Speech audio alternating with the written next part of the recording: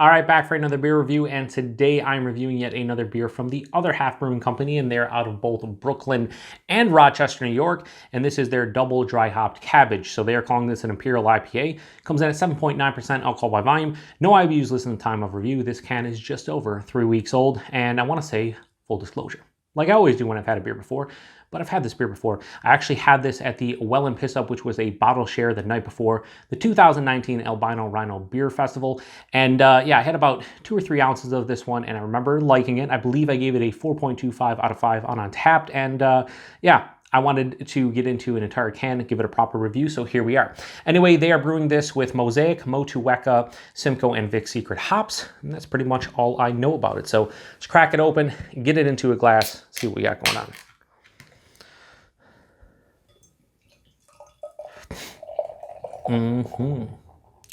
So that's pouring out like, you know, most of Other Half's beers. I say that so much when I'm doing a review from them, but it's true. I mean, a lot of their beers look similar. Why? Because they're doing the style IPAs and double IPAs and triple IPAs. And yeah, that has this really nice bright orange color. This looks a little bit different, more of a vibrant orange in person on camera. I don't know, might be dulled out. Has about a 2 finger of a super creamy looking head. Wow.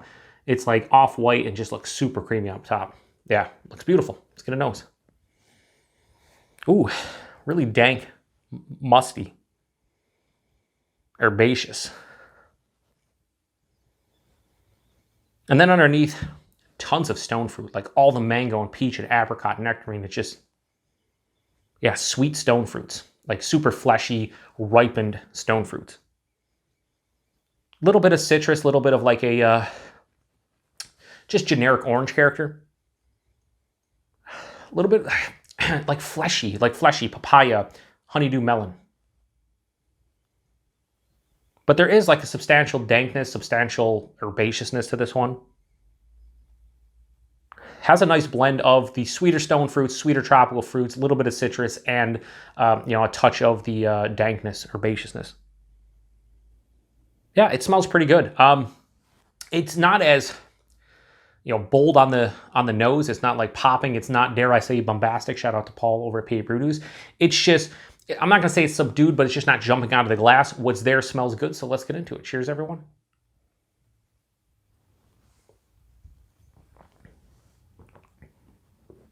Yeah, it's tasty.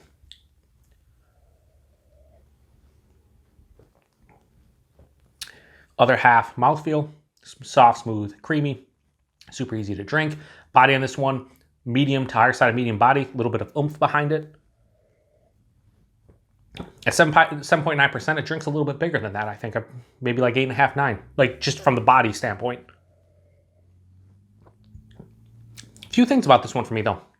It is sweet up front. A lot of that stone fruit, really big on the peach, really big on like the apricot, a little bit of nectarines, things like that. As it passes through the palate, though, like mid-palate, I'm hit with a big herbaceous dankness.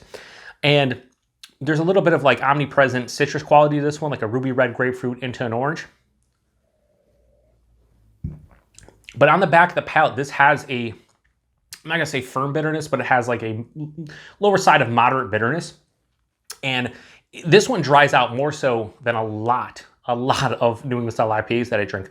Like, yeah, my tongue right now is devoid of most saliva. Yeah, true story.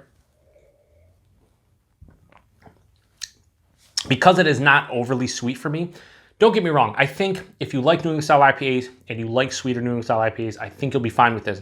Because I think that while there is a lower, you know, moderate bitterness on the back end, it's pretty sweet up front with all those stone fruit and, you know, slight citrus and tropical fruit characters that when you get the finish and it dries out and there's that, you know, soft, you know, moderate bitterness, it balances out enough where if you like sweeter New England style IPAs, you'll be okay with it. If you like really bitter IPAs, I still think you'd be okay with it. Has a great balance on the finish. 7.9%, I can't tell. Outside of that like dryness, there's not even like maybe an ever so slight warming into the chest, but like barely noticeable. Other Half. I say it with their triple IPAs, but really any of their beers that are like around 8% or higher, they're voodoo. They always hide the alcohol extremely well. Not much more to say about it from that perspective. And yeah, another damn tasty beer from Other Half. I will say this isn't overly complex. For me, outside of the stone fruits, there's that herbaceous dankness on the palate, a little bit of citrus, touch of the tropical fruit, but for the most part, it's really easy drinking, super balanced, and the body and mouthfeel are bonkers. So I think like flavor-wise for me, I'd give this like a high 4, like a 4.05, 4.1. But because of that body and mouthfeel, I'm gonna pump it up right to a 4.25 out of 5 for a double dry hop cabbage from Other Half. I think price on this one, off the top of my head, it was either $18 a 4-pack or $20 a 4-pack. So you're talking $4.50 to $5 a can. Brewery only, like most of Other Half's beers. And yeah, I'd definitely buy this again. If they release this, I'll probably grab another 4-pack, have a couple for drinking purposes and maybe send a couple out in beer mail trades and whatnot. But for the most part, this is just another really good beer from Other Half. If you've had this one before, let me know what you think about it. Yeah, there's not much more to say about it. So I appreciate everybody stopping by for another beer review. Till the next one, cheers.